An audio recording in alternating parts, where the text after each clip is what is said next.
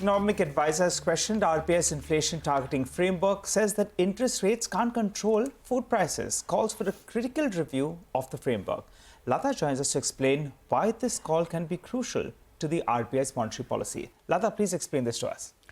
The chief economic advisor's article in the Mint newspaper, it's an opinion column, can perhaps shake the foundations of monetary policy making. We don't know whether this is the first call to a debate or is it already a fight. We don't know how it will evolve, but you can't ignore it's an extremely important column coming from an extremely important person, chief economic advisor, on a very important issue on how monetary policy is made. Remember, the monetary policy targeting framework went into existence in 2016 after an Urjit Patel committee recommended it. 2016 October was when it was put into motion. Now, what is the economic advisor saying in this article? He says the economic survey had a box item saying that should we include food while setting an inflation target, because food cannot be controlled by interest rates. He says, I'm disappointed that most people did not take this question seriously and said that RBI's inflation targeting is a settled issue.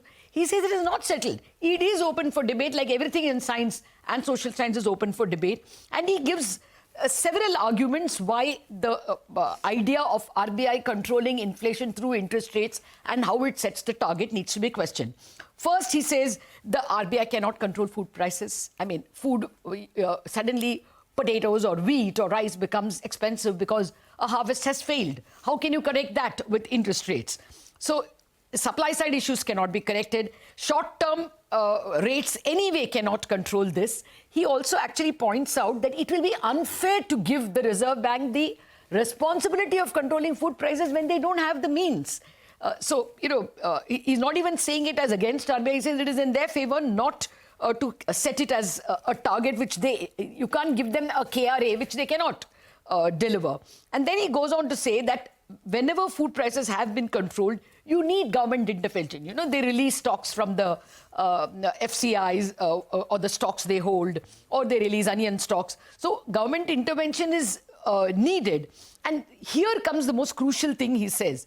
If government intervention is needed to control prices, should not the government be party to the decision-making on interest rates? This is, something which at least startled a lot of people whom I spoke with.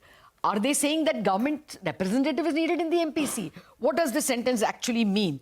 Then he goes on to say the Reserve Bank in various ways has argued that food prices, even if you allow it to, if we don't control it with higher interest rates, then they will pour into non-food prices, into other things. He says that's not true at the moment. Food inflation is high for the past 5-6 months, but core inflation has gone to 3%.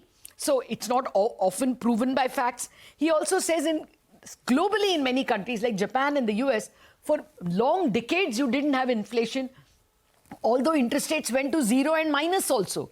In spite of it, you couldn't create inflation. So even the converse didn't work, and ultimately only when both the fiscal deficit and monetary policy was loose was inflation created. He proposes that India's actually inflation performance was very good up until the 2000s. It became, high in the years from 2009 to 2013. We had double-digit inflation for 4 years in a row because both monetary and fiscal policy were loose. Before that, we had something called a multiple indicator approach, where we looked at many things before setting the interest rate policy. He says that it is important to go back to that, to consider going back to that phase as well. Now, we don't know exactly how the Reserve Bank will react. The Reserve Bank already reacted to that economic survey piece because in the minutes of the monetary policy meeting, the governor does say at one point that food inflation, we need to control food inflation because it can lead to higher inflationary expectations of households. So in a way, he answered it, and he also said there will be spillover to non-food items. So clearly, the Reserve Bank is opposed to the point of view, but we will have to see whether this is the start of a long fight. Important to note that the monetary policy framework anyway comes up for review every 5 years, and that 5th year is 2025 March. Okay, all right, Lata. Thanks very much for that. We take a short break. On the other side, Manisha Gupta will be joining in. She has with her Surendra Mehta, who's the secretary at the India Bullion and Jewelers Association. Stay tuned.